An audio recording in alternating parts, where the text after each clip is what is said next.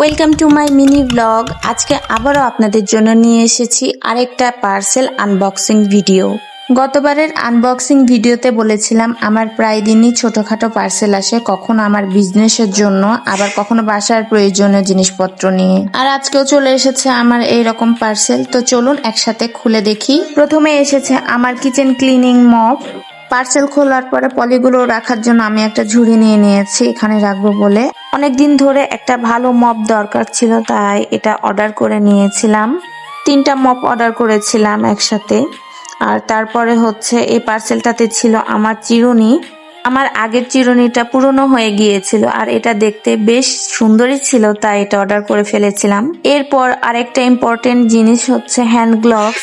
Kitchen clean করতে করতে হাতের 12টা বেজে যায়, বিশেষ করে যখন লিকুইড ইউজ করি তখন।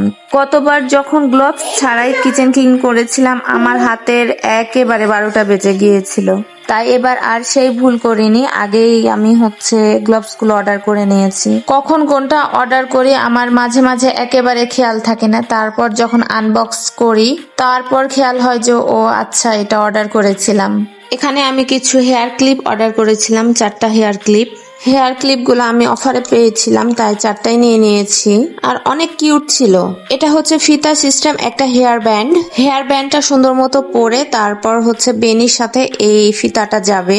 সব শেষে আজকের সবচেয়ে ইম্পর্টেন্ট আইটেম আমার ডাইনিং টেবিল র্যাক। অনেকদিন ধরে এমন একটা র্যাক নিতে চাচ্ছিলাম। এটা নিয়েছি আমার টিপট সেটটা সাজিয়ে রাখবো বলে, আর এটা আমার অনেক পছন্দের একটা র্যাক। তো চলুন ডাইনিং টেবিলটা একটু গুছিয়ে ফেলি। টেবিলটা আমি ক্লিন করে নিব। যদিও আমি সকালবেলাতে প্রতিদিন ডাইনিং টেবিলটা ক্লিন করে নিই, তারপরেও আরো একবার গুছানোর আগে ক্লিন করে নিলাম। র্যাকের জন্য আমি আগে থেকে একটা ডেকোরেটিভ ফ্লাওয়ার নিয়ে রেখেছিলাম। র্যাকটা সেট করে টি পট গুলো সুন্দর করে সাজিয়ে রাখলাম। দেখতে আমার কাছে অনেক ভালো লাগছে।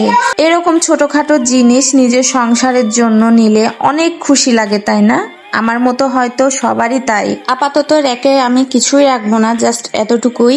আমার কাছে ফাইনাল লুকটা আমার ডাইনিং টেবিলের অনেক সুন্দর লাগছে। এই তো আমার গুণধন পুত্র হাজির। এইটারই ভয় করছিলাম যে ও কখন বলে চলে আসবে আর এই আমার র্যাকটা বা চায়ের পটগুলো ফেলে দিবে। আল্লাহ ভরসা, কতদিন টিকবে আর কতদিন আমি রক্ষা করতে পারবো। যাই হোক, ফাইনাল লুকটা কেমন লাগছে অবশ্যই কমেন্টে জানাবেন। আমার কাছে তো আমার ডাইনিং টেবিলের ফাইনাল লুকটা অনেক সুন্দর লাগছে।